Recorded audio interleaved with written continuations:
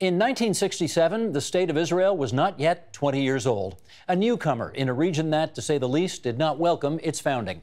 As Arab armies began amassing troops on Israel's borders, the Jewish state launched a preemptive strike that wiped out most of Egypt's air force and in just 6 days captured significant chunks of new territory from Egypt, Jordan, and Syria.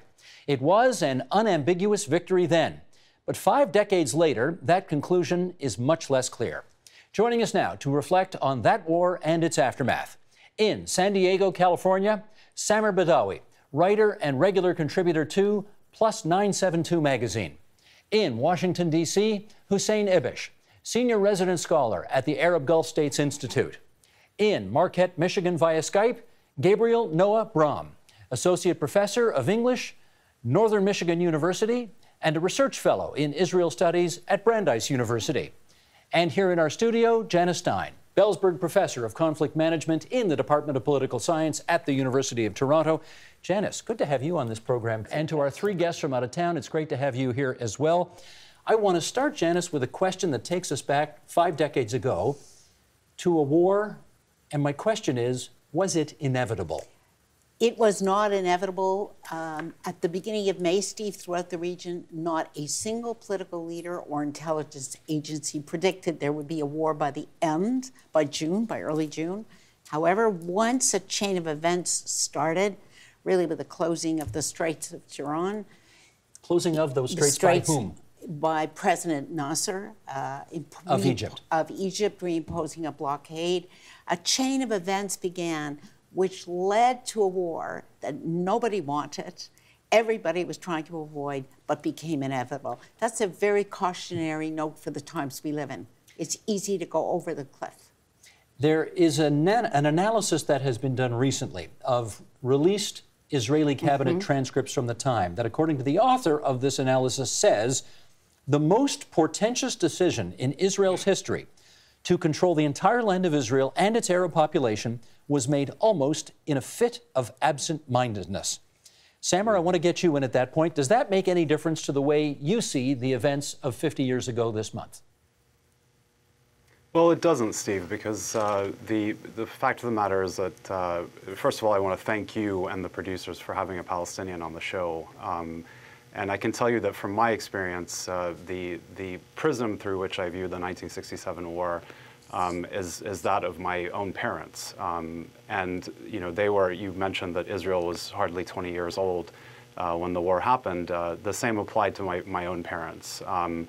And since the 1967 war, they have been unable to return to the land of their birth. And now that as they reach the end of their lives, that has left them refugees for the better part of their adulthood. And that has been the case for the vast majority of Palestinians who were made refugees by both the 48 and the 67 wars. And so, you know, for Palestinians, the decision that was made by cabinet members of the Israeli government was one that affected us in a way that is very deeply personal. And I hope that over the course of today's discussion, we'll be able to get into that as much as we will, the politics at a very high level. But you know, the fact of the matter remains that the 1967 war, for the vast majority of Arabs, and specifically the Palestinians who are refugees within the Arab world, was as we call it, a neksa, or a setback, following upon the Nakba, or catastrophe, of the 1948 war. A deeply personal challenge to us historically, and one that is still felt by millions of Palestinian refugees throughout the world. Hussein Ibish, let me follow up with you, and I'll take you back to May 26, 1967, 10 days before the outbreak of the war, when Egypt's Nasser said, "God will surely help and urge us to restore the situation to what it was in 1948, meaning, of course, before the creation of the State of Israel." Yeah. Was the war, in your view, necessary from the Arab perspective in as much as Israel had to be vanquished? No. In fact, it was a calamitous miscalculation from an Arab point of view. I mean, look at the outcome. The Arab world, united, in particular Egypt, was in no position to defeat Israel. I think the Israeli military knew that, which is why they were clamoring for war the whole time. I think there were people in Egypt in the military also who sort of pushed in that direction. But I think Janice is basically right that the political leadership on both sides didn't want the war, and a bunch of miscalculations led to it. So this war was neither advisable nor inevitable, but another Arab-Israeli war probably was inevitable for two reasons. First, the one you cite, which is that Arabs were not reconciled to the outcome of 1948, the destruction of Palestinian society, the displacement of 750 or 800,000 Palestinians. It was too much to be accepted until it became an irrevocable fait accompli, basically, I don't know, by the mid-70s or perhaps before, and practically at the end of this 67 war. And on the Israeli part, unfinished business. I think in spite of their trepidation, in spite of their fear, I don't think the Zionist movement and Jewish nationalism was satisfied with the portion of Palestine that it was granted by the UN and then the larger portion that it conquered in 1948. I think there was and still is, an ambition to have all of historical Palestine under Jewish rule. And of course, there are mixed feelings about that, but that's, sort of a very deep ambition that manifests itself in the drive to war as well. Given that situation, I think this war might have been avoided, but another war eventually, I'm sure, would have happened. Gabriel, I'd like to follow up with you on the burden of this so-called miracle. To that end, Yitzhak Rabin, then the Chief of Staff of the Israel Defense Forces, said in a speech after the Six-Day War's conclusion, quote, "The Jewish people are not accustomed to conquest, and we receive it with mixed feelings." And I wonder how mixed are the feelings in Israel today about having become conquerors of territories in which the majority of the people who live in those territories are of Palestinian heritage? Well, I'm happy to address that, but I think I first have to respond to Hussein Ibish and to Samer. I'd like to emphasize that this war was a war of self-defense on the part of the Israelis. The Israeli Chief of Staff, Rabin, was in fact hospitalized with a nervous breakdown. He was so stressed out. He smoked, they say, 70 cigarettes and drank so much caffeine. He was really stressed out, and that's true of Israeli society. 10,000 graves were dug.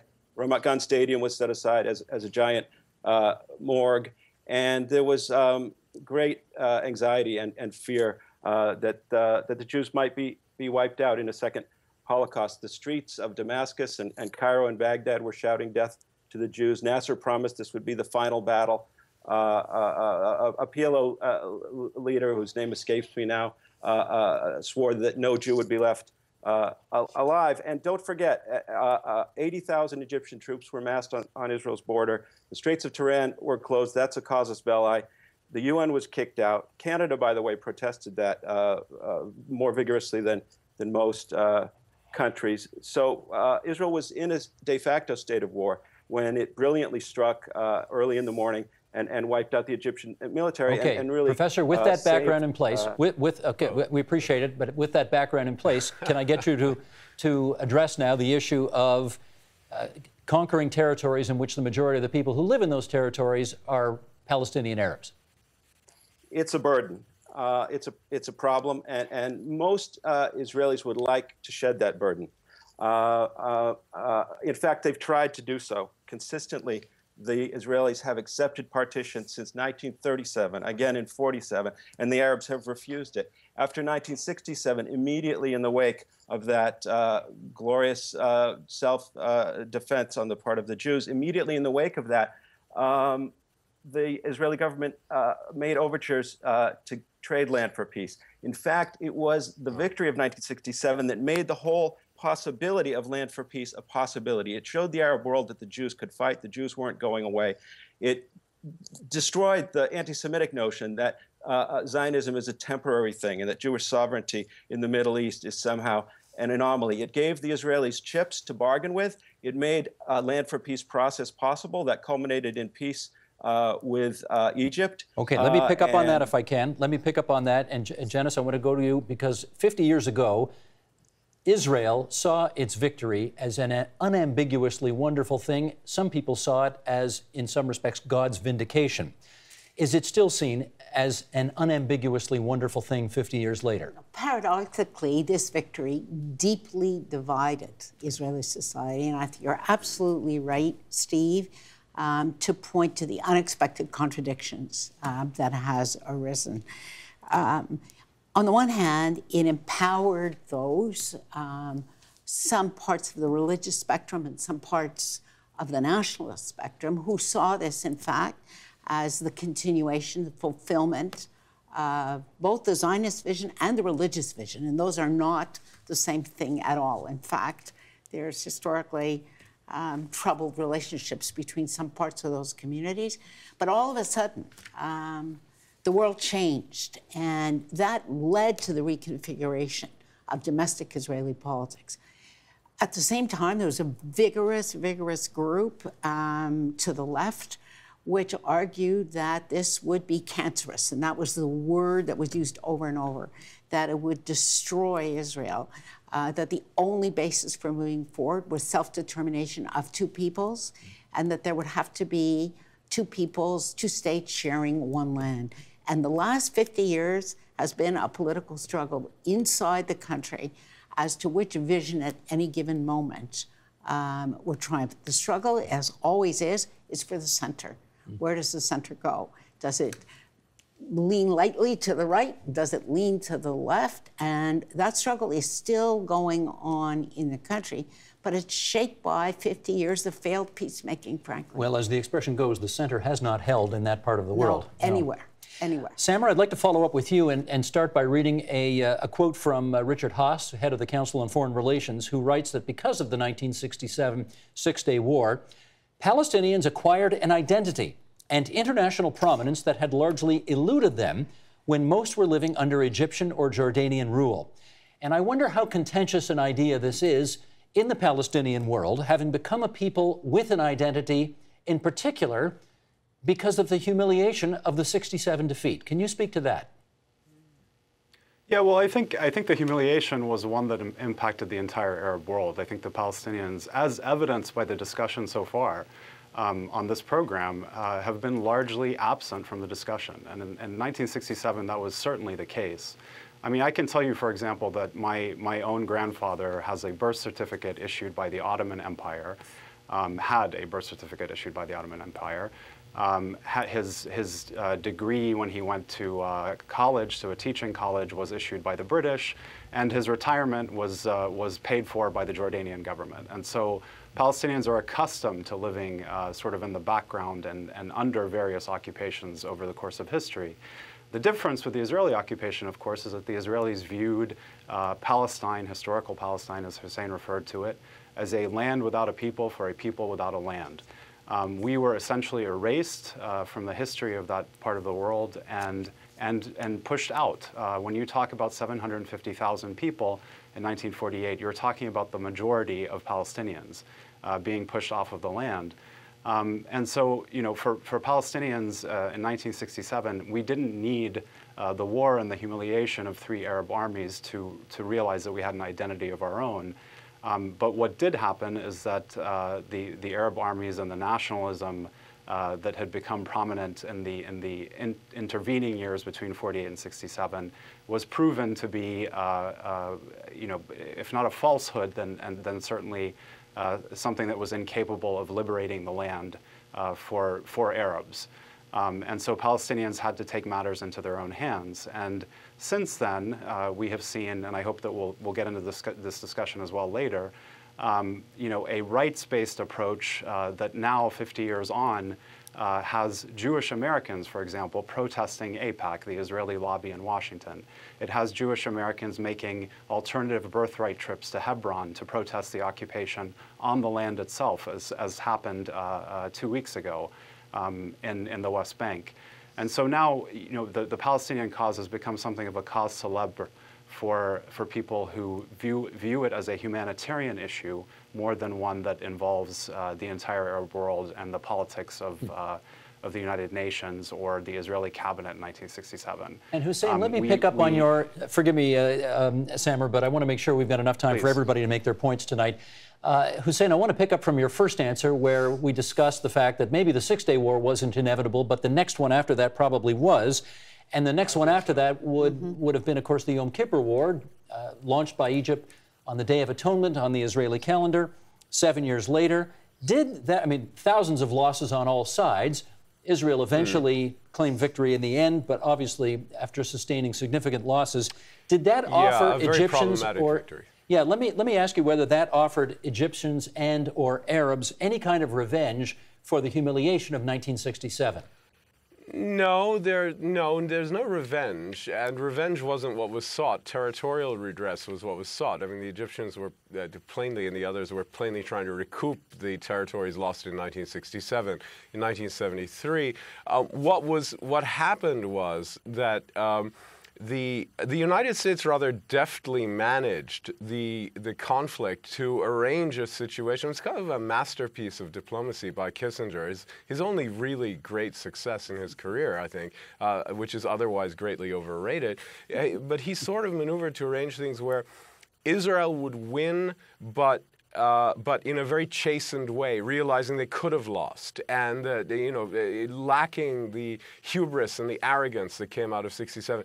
The Arabs would be defeated, but have a restoration of a sense of honor and martial capability and potentiality, which happened especially in Egypt, that the Soviet Union would be marginalized and the United States would be in a position to broker things in the future. All of that led eventually to the Israeli-Egyptian peace treaty, I think, very directly. And there is really an interesting question of whether Anwar Sadat had his eye on that kind of sequence even before the war, which I think is a very good possibility, which we'll never know.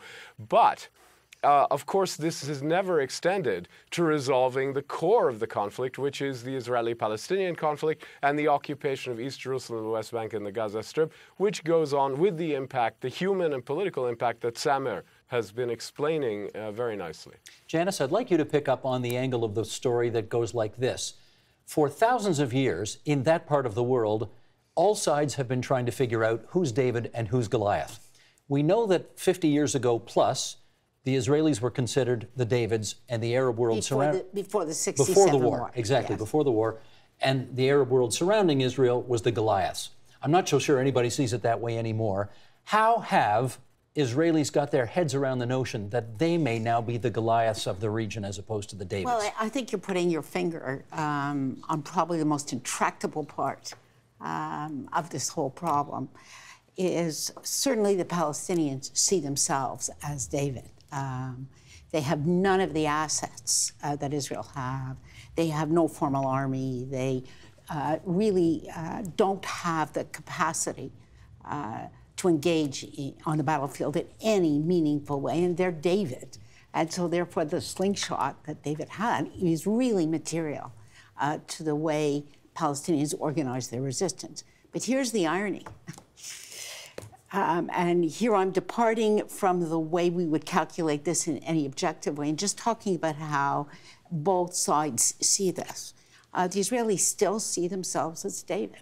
They still see, they bring that history of thousands of years of persecution.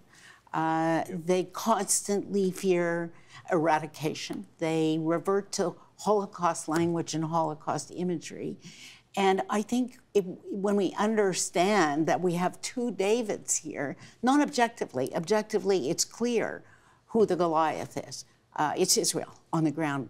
But that's not the self-perception. And it's that self-perception, each one is a David, that makes this conflict so hard to resolve, despite some very real efforts by outsiders. Gabriel, can I get you to weigh in on this issue of how Israelis have either changed or not changed their view over the intervening 50 years as to who is David and who is Goliath in this part of the world now? Yeah, Israel is for sure David. David punches above his weight by definition. David is small but clever, small but strong, and brilliant. Israel punches above its weight in seeking peace. In 2000, 2001, 2008, it tried to shed the burden of occupation. It was refused, and David got a hideous, bloody intifada in its place that killed 1,000 people, murdered 1,000 people. Israel is a David that punches above its weight in terms of high-tech, cybersecurity, counterterrorism, desalination. Around the world, David is a brilliant technological powerhouse through the use of its ingenuity. David punches above its weight in terms of stability in a region that's in chaos. Israel is an island of stability in a region out of control. The David that is Israel punches above its weight in terms of democratic freedoms, women's rights, gay rights, and in terms of quality of life. Israel ranks 11th in the happiness surveys, and in the recent Israel Democracy Index studies, Arab Israeli citizens rank as high and sometimes higher than Jewish Israeli citizens in their satisfaction with the quality of life in Israel. Okay, let me jump in here, if I can. Let me jump in and offer our two other friends who are out of town an opportunity to respond to what they've just heard. Samer, you first, on the issue of who's David and who's Goliath? Yeah, Steve, I would encourage your viewers and everyone here today to take a look at Plus 972 magazine, the magazine for which I contribute, because it is, first and foremost, it's an Israeli outlet. And you'll find on there articles written by Israeli journalists describing, really putting the lie to what was just said about women's rights, immigrant rights, gay rights, and this sort of this facade of Israel being a beacon of liberal democracy in the Middle East. That, you know, there is a case to be made for that, certainly. But I think in Israelis' own words, you can read about some of the recent actions that were taken, for example, against Ethiopian immigrants who were rounded up and penned indefinitely in you know, essentially open air prisons similar to those you would see in Gaza. And you know, this added to the fact that the idea, the notion that Israel has been propagating peace and offering, you know, a sop to the Palestinians for the last 50 years, if only they were wise enough to take it, is sort of betrayed by the fact that the number of settlements, for example, and the number of settlers in the West Bank alone has more than doubled since the beginning of the peace process. So, you know, we need to be able to counter these untruths. And to realize that Palestinians and Israelis are forging a different kind of future. Really, the conversation that we're having here today is one that is stuck in the past.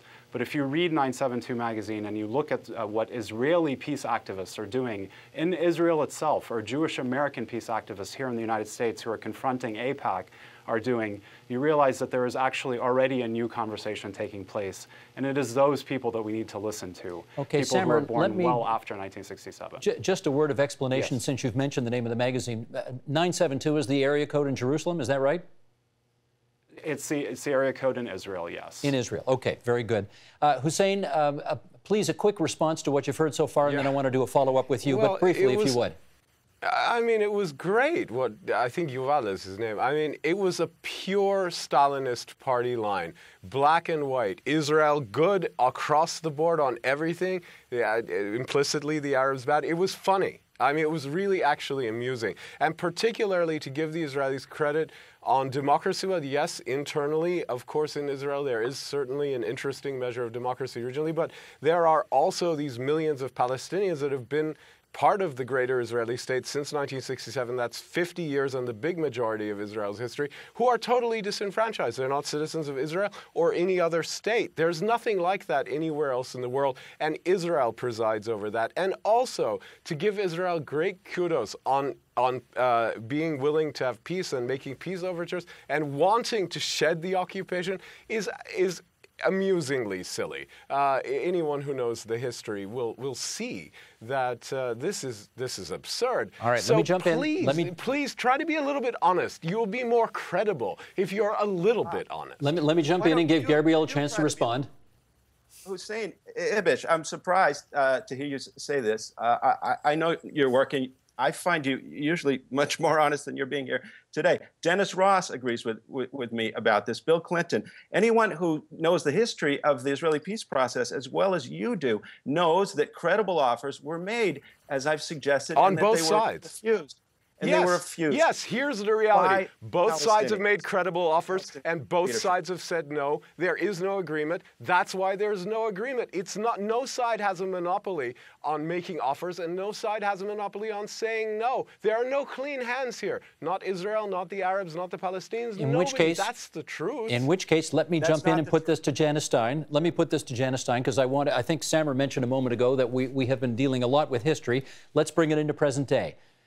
We have just seen the President of the United States take his first trip to the region.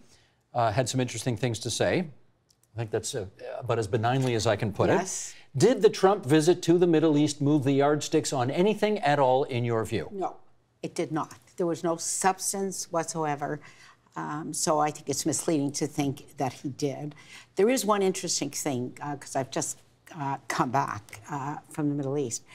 It's quite remarkable, the hopes that leaders in the Middle East and Palestinian leaders in Ramallah, but the leadership is very divided.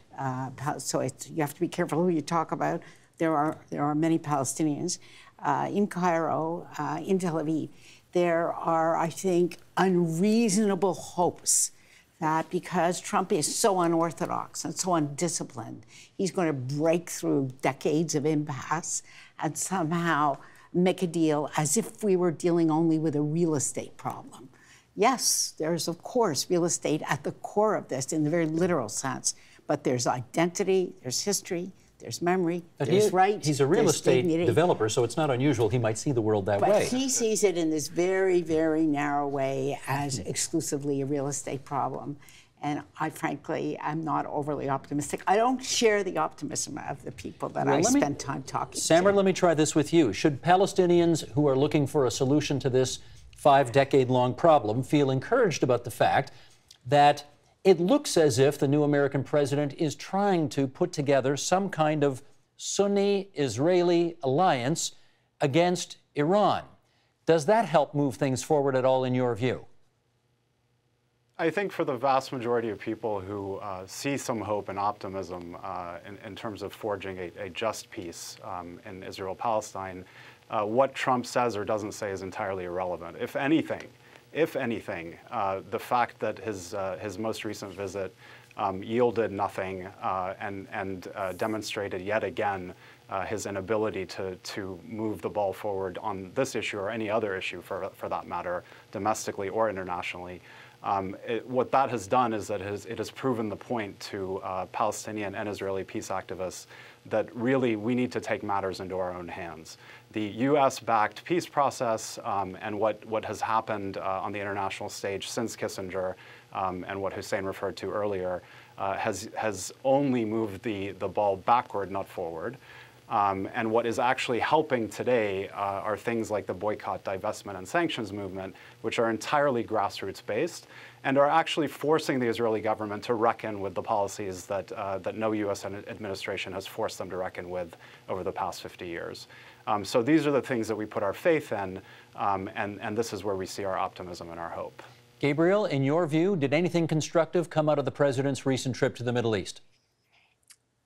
Whether or not it was because of the trip, I do think we're in a hopeful time where things are in flux. If it were up to me, I'd like to see the plan put forward by the Israeli parliamentarian Einat Wilf put into action. What Wilf asks for, she calls herself a Green Line Zionist, and I subscribe to that as well. What I hope might come out of this time that we're in, where things are shaking up a bit, is I'd like to see settlements stopped beyond the defense barrier, to the east of the defense barrier. Outside of the defense barrier, you have only 1/4 of the settlers, about 100,000, and you could provide incentives for them to move out over time. I say, along with Einat Wilf and most Israelis, yes to occupation. There's a legal right to occupy when you're in a state of conflict, and no to to settlements. So I hope something like that could come out of this. I don't know if it's because of Donald Trump, although he expressed one state, two states, whatever the parties can agree to. I'd like to see some movement to end the problem of the settlements, which are not the roadblock to peace, but they don't help. The main roadblock is 100 years of Arab refusal to acknowledge Jewish sovereignty anywhere. BDS is a genocidal movement. BDS denies the Jews' sovereignty in any part of the Middle East. BDS considers everything occupation since 1948, insists on a non-existent right of return. So when Samer brings that up, you have to really wonder where he's coming from. 972 magazine is a joke in Israel. It's an extreme far-left journal. Some of my friends write for it. I like most people on the program, probably. I have friends on all political sides, but I'd recommend reading Tablet in the U.S. or the Jerusalem Post in Israel, or at least even Haaretz, which is, a thorn in the side of many Israelis. But 972, God bless you, is a really kind of extreme publication. Okay, friends, let's, in our remaining moments here, I do want to get some sense about the price that needs to be paid by each side 5 decades after the Six-Day War, in order for those yardsticks to be moved forward and to see some prospects for something take place in the region. So, Janice, let me get you to start. What price do you think Israel and Israelis have to pay in order to get the security/peace that they want? There's no question that the occupation has to end, Steve. And borders have to be drawn and accepted. And settlements beyond those agreed upon borders have to be dismantled.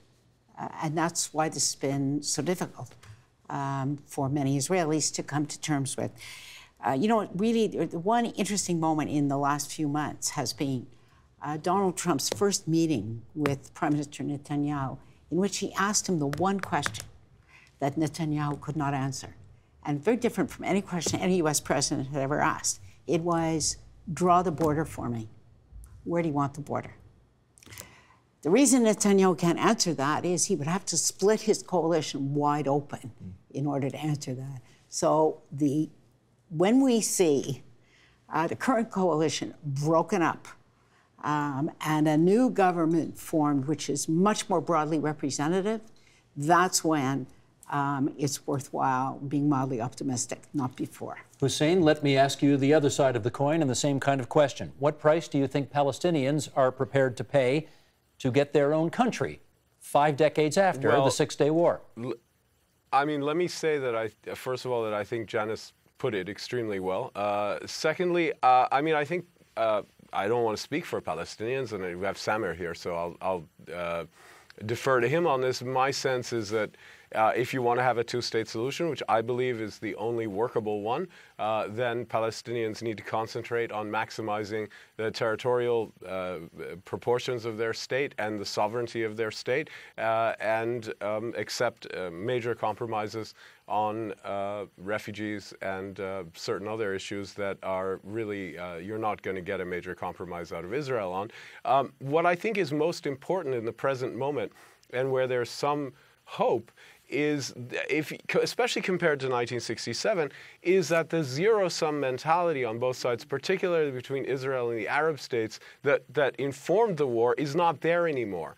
And what Trump is talking about in terms of a new strategic relationship between Israel and not just Egypt and Jordan, but some of the Gulf states like Saudi Arabia and the UAE, is a possibility if there's real progress towards peace, if there are gains to be made for the Palestinians. That's a wholly new environment. And if we let that strategic and political opportunity pass by, it will be an enormous tragedy. Samer, let me give you the last word. Thank you very much. I would encourage everyone, again, watching this program, to pay attention to groups like Jewish Voice for Peace, to patiently try to overlook, frankly, the hypocrisy of those who say that that Israeli outlets on the left, like 972 magazine, are genocidal. That is a horrendous accusation, especially given the fact that many of the people who founded it and who write for it served in the Israeli military, and for refusing to participate in the occupation, served jail time.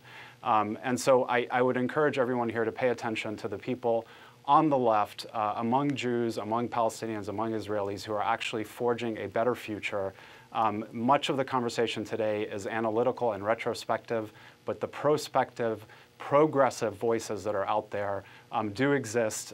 They happen to be younger than even I am, and they are Jews, Christians, and Muslims alike. And so I do see hope for the future. I think that we need to start thinking about what the post-occupation world looks like. And I think we need to not forget that there is a place called Gaza as well. This is the last word I'll say, Steve, where 2 million people today live on 4 hours of electricity and have no hope of leaving a strip of land that is 25 miles long and have endured 3 wars over the course of the last 12 years that were prosecuted by Benjamin Netanyahu and his predecessor.